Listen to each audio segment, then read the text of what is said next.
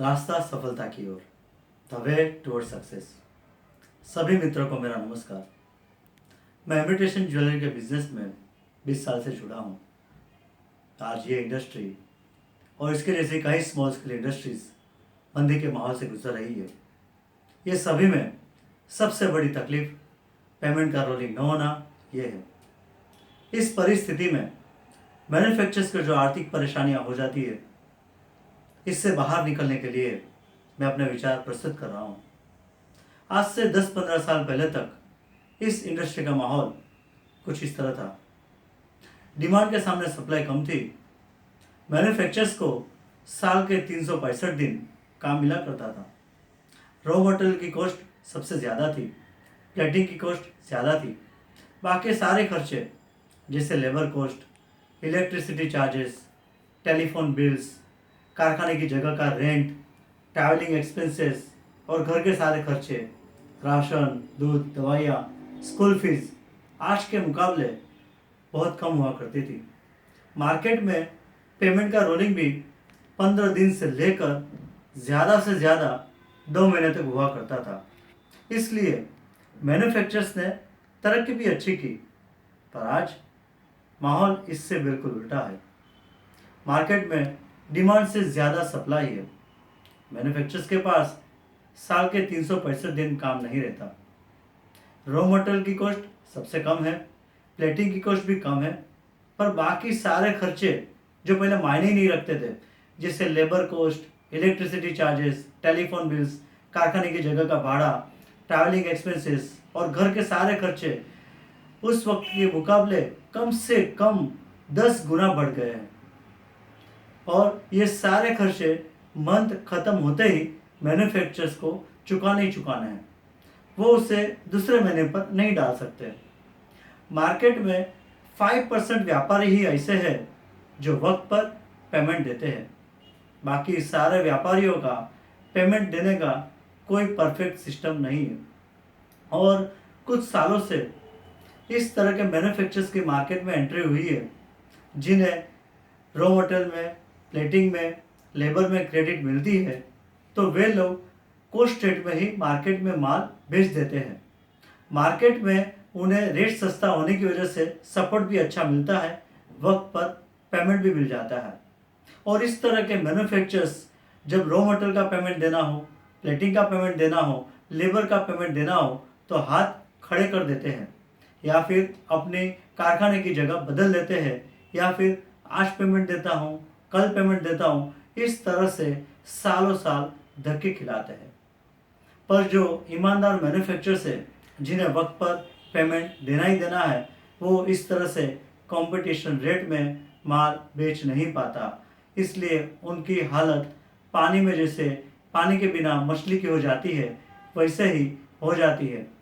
यहाँ तक कि उन्हें बीपी, डायबिटीज़ इस तरह की बीमारी भी लागू हो जाती है।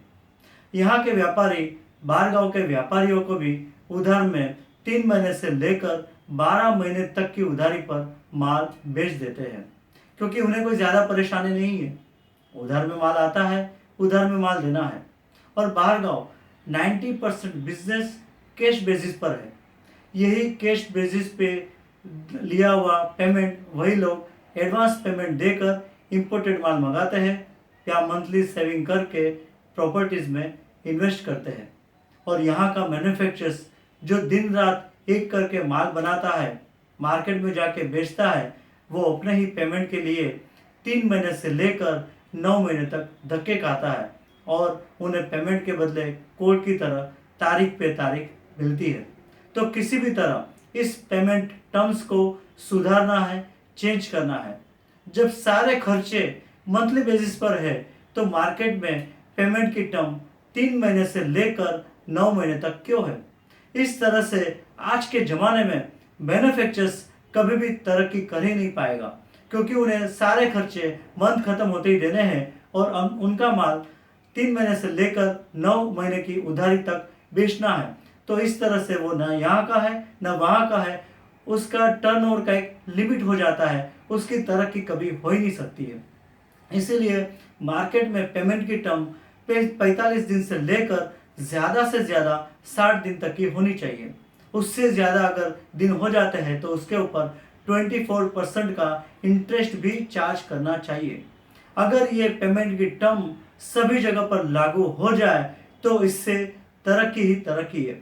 सबसे पहले कॉस्ट ऑफ प्रोडक्शन डाउन हो जाएगा, मार्केट में माल सस्ते रेट में बिकना शुरू हो जाएगा, क्रिएटिविटी बढ़ेगी, डिजाइनिंग बढ़ेगी, यहाँ का पेमेंट का इस्तेमाल इसी बिजनेस में होगा, इसलिए यहाँ के माल की डिमांड भी बढ़ेगी, इंपोर्टेड माल लेकर आना कम हो जाएगा, यानी पेमेंट इसी मार्केट में रोल आउट होगा। और सबसे बड़ी तकलीफ जो पेमेंट डूबने की है वो बहुत कम हो जाएगी, क्योंकि अब तो क्या होता है 3 महीने से लेकर 9 महीने तक की उधारी होती है, तो जब पेमेंट ड्यू हो जाता है तो वहां से उनकी तकलीफें शुरू हो जाती है कि आज घर पे शादी थी, हाथ थोड़ा टाइट है, संभाल लो, आज ये प्रॉपर्टी खरीदी है, हाथ थोड़ा टाइट है, संभाल लो। इस तरह से पेमेंट के बदले तारीख पे तारीख मिलती है और कई किस्सों में ये सारा पेमेंट डूब जाता है। तो ये जो पेमेंट डूबने का जो प्रॉब्लम है वो तो 100% सुलझ ही जाएगा। इसलिए ना केवल ये इंडस्ट्री, बस इसके जैसी सभी इंडस्ट्रीज के हर एक मैन्युफैक्चरर्स को अपने एसोसिएशन में ये टर्म्स लागू करने के लिए एफर्ट्स करने ही करने हैं कि पेमेंट की टर्म्स 45 दिन से लेकर 60 दिन तक की जाए। अगर ये सुधार आ जाएगा तो सभी की आर्थिक परेशानियां 100% सुलझ जाएगी।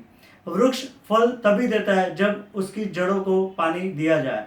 तो ये जो मैन्युफैक्चरर्स है वो हर एक इंडस्ट्रीज की जड़ है, तो उन्हें सही वक्त पर पेमेंट देकर उन्हें मजबूत बनाए तो इसके फल सभी को मिलने ही मिलने हैं। इस तरह से अगर लोग पेमेंट की टर्म्स फॉलो करेंगे तो ना केवल इस जनरेशन को बल्कि आने वाली पीढ़ियों को भी इसका बेनिफिट मिलेगा ही मिलेगा। तो सभी से विनती है कि ये जो मैं आपके साथ जो ये शेयर कर रहा हूँ ये केवल टाइम पास के लिए नहीं है, इससे पूरी गंभीरता से अमल में लाइए। अपने देश के जो मैन्युफैक्चरर्स बंधु हैं उन्हें पूरी तरह से सपोर्ट करें, अपने दुकानों में ये बोर्ड पर लिख कर रखें कि पेमेंट की टर्म्स ये है और इसको सभी को फॉलो करना है, ताकि ये नियम केवल नियम न रहकर एक कानून बन जाए।